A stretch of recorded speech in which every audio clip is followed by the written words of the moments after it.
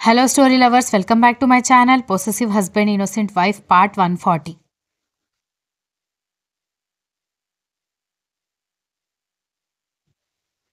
కర్ణ పిల్లలు భాస్కర్తో ఆడుకోవడం చూసి దక్ష చేయి పట్టుకుని బయటికి తీసుకొచ్చి నేను ఇక ఆఫీస్కి వెళ్తాను అని చెప్పాడు.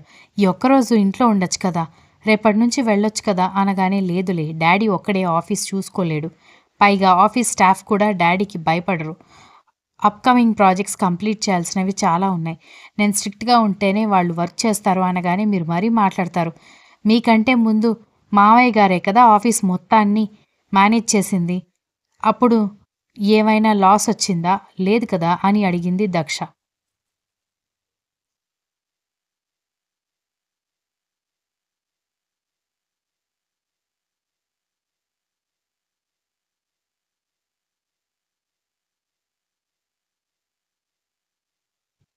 అప్పుడంటే డాడీ కొంచెం స్ట్రాంగ్గా ఉన్నారు.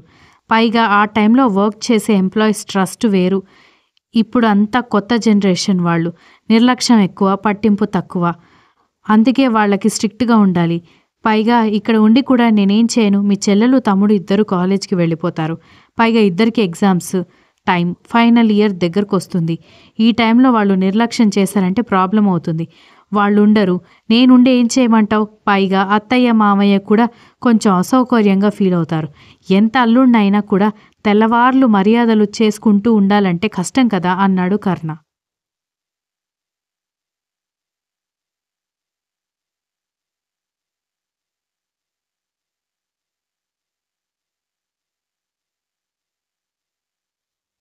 కానీ ఉండొచ్చు కదండి, మీరుంటే మన ఇద్దరం కబుర్లు చెప్పుకోవచ్చు అనగానే, అబ్బా వంటగదిలో నుంచి బయటకే రావు నువ్వు, నాతో కబుర్లు చెప్తావా?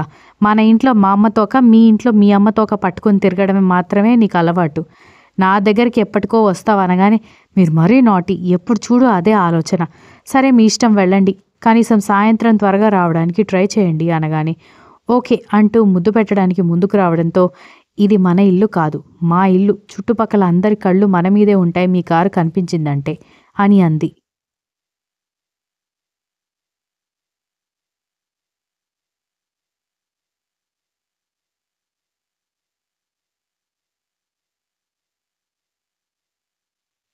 చూస్తే చూడు నువ్వు, ఇంకా మంచిదే కదా అనగానే, ఇలా చూస్తే మంచిదేంటి అని దక్ష అడగడంతో, వాళ్ళు కూడా వాళ్ళ అమ్మాయిలకి ప్రేమించిన వాళ్ళని ఇచ్చి పెళ్లి చేస్తారు అని అనగానే, కానీ మన ఇద్దరిది లవ్ మ్యారేజ్ కాదు కదా అని దక్ష అనగానే, మీ వరకు అది లవ్ మ్యారేజ్ కాదు, నా వరకు అది లవ్ మ్యారేజ్ అనగానే, సరే సాయంత్రం త్వరగా రండి అని చెప్పడంతో, మీ అమ్మ వాళ్ళ కోసం ఏదైనా తీసుకురమ్మంటావా అని అడిగాడు. దక్ష బాగా ఆలోచించి ఏమైనా స్వీట్స్ ఫ్రూట్స్ తీసుకుని రండి అనగానే, పిల్లలు జాగ్రత్త, మన ఇంట్లో అంటే సెక్యూరిటీ వాళ్ళు పని వాళ్ళు ఉన్నారు కాబట్టి అందరూ ఒక కంట పిల్లల్ని గమనిస్తూనే ఉంటారు. కానీ ఇక్కడ ఓపెన్ ప్లేస్, పైగా రోడ్డు గేటు దాటగానే వచ్చేస్తుంది, పిల్లలు జాగ్రత్త అని చెప్పడంతో, సరే నేను చూసుకుంటాను అని చెప్పింది.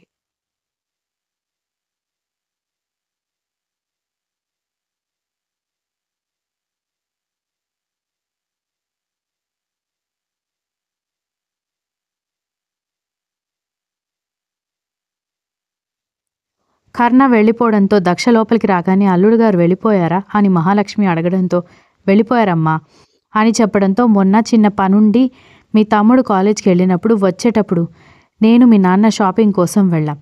అక్కడ నీ కోసం ఒక చీర తీసుకున్నాం అనగానే, ఎందుకమ్మా? నాకు మా అత్తయ్య, మా ఆయన, బామ్మగారు నా కోసం ప్రతిసారి చీరలు తీసుకుంటూనే ఉంటారు. ఇంట్లో బీరువాలు నిండిపోయాయి, మీకోసం మీరేదైనా తీసుకోవచ్చు కదా అనగానే, మీ అత్త, మీ ఆయన, నువ్వు కూడా మా కోసం బాగానే బట్టలు తీసుకుంటున్నారు కదా, ఇక్కడ కూడా బీరువాలు నిండిపోయాయని చెప్పింది మహాలక్ష్మి.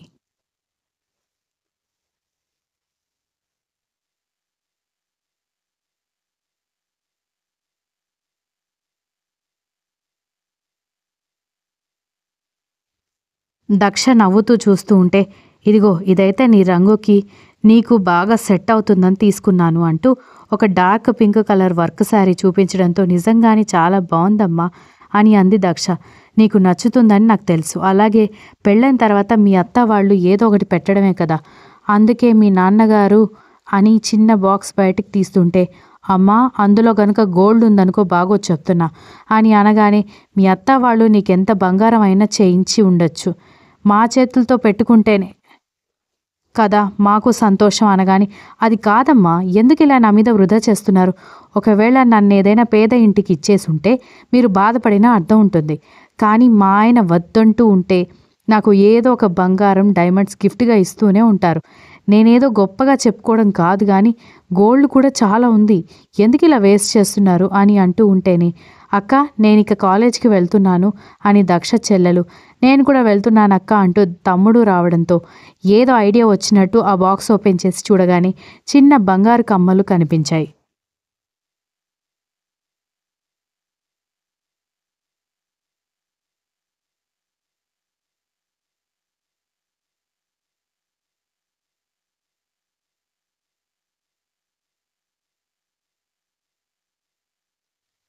పెద్ద పెద్ద బంగారు బుట్టలు పెట్టుకోవడం అలవాటై చిన్న చిన్నవి పెట్టినా తన మొహానికి కనిపించవు. పైగా తనకి బంగారం ఉన్నప్పుడు మళ్ళీ అమ్మ వాళ్ళ దగ్గర నుంచి ఏదో ఒకటి ఎక్స్‌పెక్ట్ చేయడం ఎందుకు అనుకుంటూ, ఇట్రా చిన్ని అని చెల్లెల్ని పిలవడంతో, ఏంటక్క అనగానే, చిన్ని నువ్వు కాలేజ్‌కి వెళ్ళు అని మహాలక్ష్మి చెప్తూ ఉంటేనే, చిన్ని ఆగు అని దక్ష సీరియస్‌గా పిలవడంతో దక్ష చెల్లెళ్ళు ఇద్దరిని అయోమయంగా చూసింది.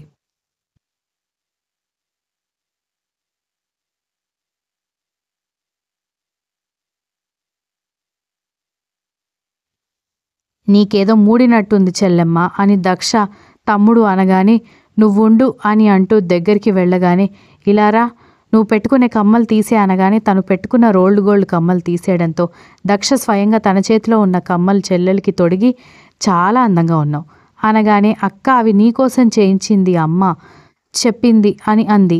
నా దగ్గర అవసరానికి మించి బంగారం ఉంది. నాకెందుకిది? నీకు బంగారం చేయించినా అది ఎప్పుడో ఒకసారి పెట్టుకోవడానికి కబోర్డ్‌లో పెట్టేసింది అమ్మ. మరి రెగ్యులర్‌గా పెట్టుకోవడానికి కావాలి గదా! ఇవి చిన్నగా కంఫర్టబుల్‌గా ఉన్నాయి. ఇవి పెట్టుకో అని చెప్పింది.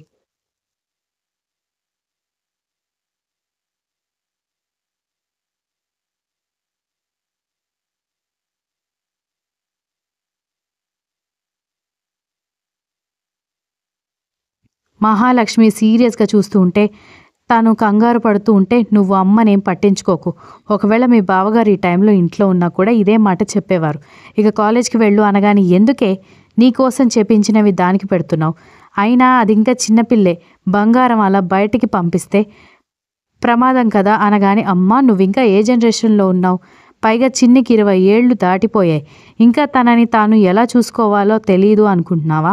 అయినా నేనేమైనా కటిక పేదరికంలో బ్రతుకుతున్నానా? తిండికి బట్టకి లేకుండా కష్టపడుతున్నానా? నువ్వు నా కోసం చేయించినవి వేరే వాళ్ళకి ఇవ్వొద్దు అని బాధపడ్డానికి. నాకు బోలెడంత బంగారం ఉంది. అందులో సగం నేనే వాడడం లేదు. కాబట్టి చిన్నికి ఇచ్చేద్దామని నేను ఆలోచిస్తూ ఉంటే, నువ్వింకా కొత్తవి కూడా చేపిస్తున్నావు. చూడమ్మా, మీకేమైనా అవసరం ఉంటే చెప్పండి.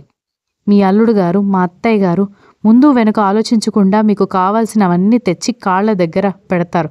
కానీ అనవసరంగా నా మీద ఖర్చు పెట్టకండి. అవి వేస్ట్ అయిపోతాయి తప్ప లాభం ఉండదు. నా తర్వాత ఇంకొక ఆడపిల్ల ఉంది మీకు. మీరు ఏం చేయించుకోవాలి అనుకున్న దానికి చేయించుకోండి. నాకెలాంటి సమస్య లేదు అని చెప్పింది.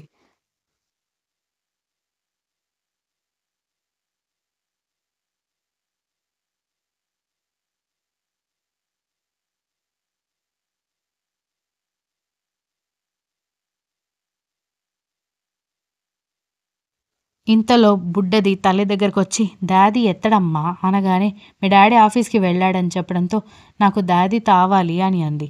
ఇదిగో ఆయన ఆఫీస్‌కి వెళ్ళాక మొదలు పెడుతుంది. సాయంత్రం వచ్చే వరకు చావగొడుతుంది. డాడీ డాడీ అని అంటూ అనగానే, మహాలక్ష్మి నవ్వుతూ మనవరాలను ఒడిలోకి తీసుకుని, డాడీ ఆఫీస్‌లో బిజీగా ఉంటాడు బంగారు తల్లి. సాయంత్రం నీకోసం బోలెడన్ని బొమ్మలు తీసుకుని వస్తాడంట. ఈలోపు నేను నీకోసం స్వీట్స్ చేశాను తింటావా అనగానే, నాతేం వద్దు, నాకు డాడీ కావాలి అని గొడవ చేస్తుంటే మహాలక్ష్మి కూతురు వైపు చూసింది.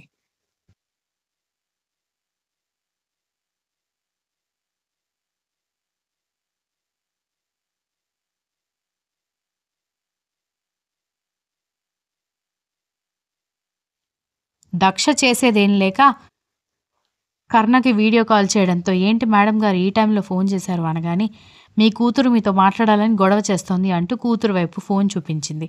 Continuous. If you like this story please like, share, comment and don't forget to subscribe.